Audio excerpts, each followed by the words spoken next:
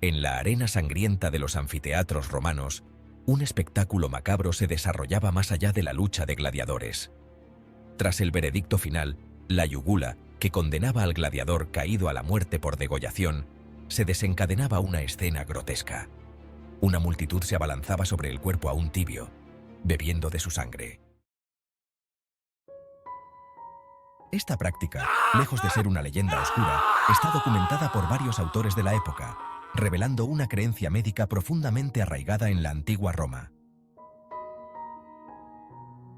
Aulo Cornelio Celso, médico del siglo I después de Cristo, describe con repugnancia, pero también con una comprensión del contexto desesperado, este remedio brutal.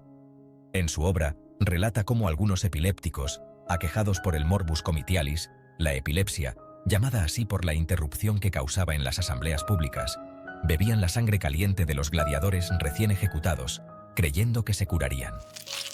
Celso lo calificó como un remedio miserable, solo tolerable por una enfermedad aún más miserable. La desesperación ante una enfermedad incurable, sin tratamientos efectivos y sumada al estigma social que la rodeaba, impulsaba a los afectados a buscar cualquier solución, por más repulsiva que pareciera.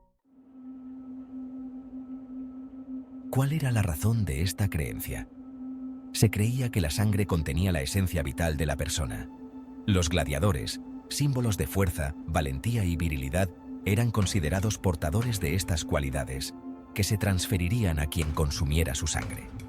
La epilepsia, en esta visión, se atribuía a una deficiencia de esas mismas virtudes, una falta de coraje y virilidad. Plinio el Viejo, en su Historia Naturalis, rechaza con horror esta práctica, calificándola de canibalismo, un crimen abominable en la cultura romana. Sin embargo, describe cómo los epilépticos, considerando la sangre caliente del gladiador un remedio eficaz, chupaban de la herida absorbiendo la propia vida. La repulsión de Plinio refuerza la excepcionalidad de esta práctica al mismo tiempo que confirma su existencia. La práctica no se limitaba a los gladiadores. Tertuliano, escribiendo alrededor del año 200 después de Cristo, menciona que la demanda de sangre era tan alta que los epilépticos también se abalanzaban sobre los cuerpos de los noxi, los condenados a muerte ejecutados en los ludi meridiani, para obtener el mismo supuesto remedio. La persistencia de esta espeluznante costumbre, incluso ante el repudio de la sociedad romana, se prolongó hasta la desaparición de los juegos de gladiadores en el siglo V. Celio Aureliano, médico de esa época, en su obra De Morbis Acutis, describe la escena y la relaciona con la creencia en el poder curativo de la sangre de los gladiadores, usando el término morbus caduco, otra denominación de la epilepsia que perduró en la Edad Media.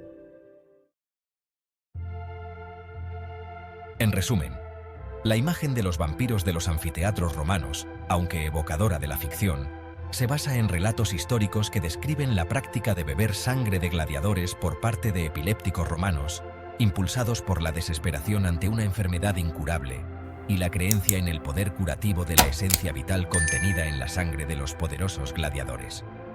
Esta práctica, aunque repugnante para la mayoría de los romanos, refleja la profunda desesperación y las creencias supersticiosas de una época sin tratamientos médicos modernos.